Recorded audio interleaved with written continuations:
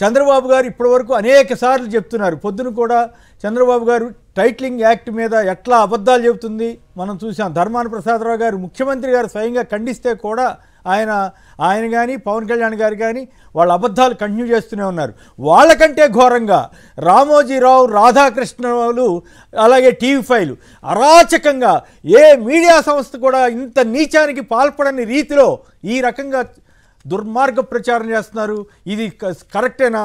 కేవలం IVRSలో దాని ద్వారా వెళ్ళిన ఫోన్ కాల్స్ ఆధారంగా అంతవరకే విచారణ జరపాలా, లేక ఇప్పటికే విపరీతమైన దుష్ప్రచారం చేసిన రాజకీయ నాయకులు, మీడియా వాళ్ళ మీద కూడా చర్య తీసుకోవచ్చా, తీసుకోకూడదా?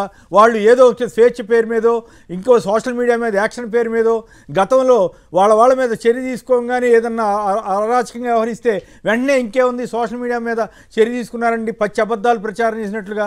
ఇప్పుడు కూడా తప్పించుకోవడానికి ఏ మార్గం అనుసరిస్తారు? మరి వాళ్ళ మీద కేసులు వస్తాయా, రావా?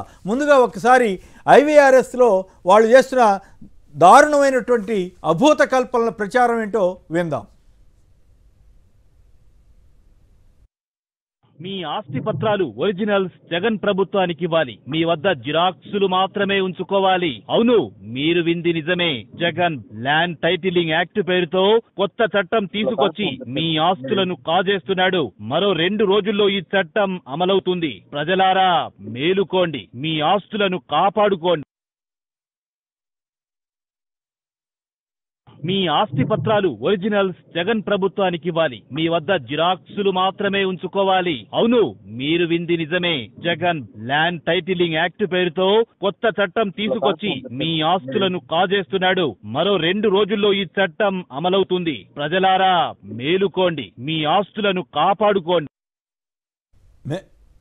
రైట్, మేలుకోండి కాదు, అక్కడి నుంచి ఇంకోటి కూడా ఉంది. మరి అది ఆ వివరణ లేదనుకుంటా. తెలుగుదేశంకి ఓటేయండి అని కూడా డైరెక్ట్గానే నా దగ్గర ఉన్నటువంటి ఆడియోలో వినిపించారు. మరి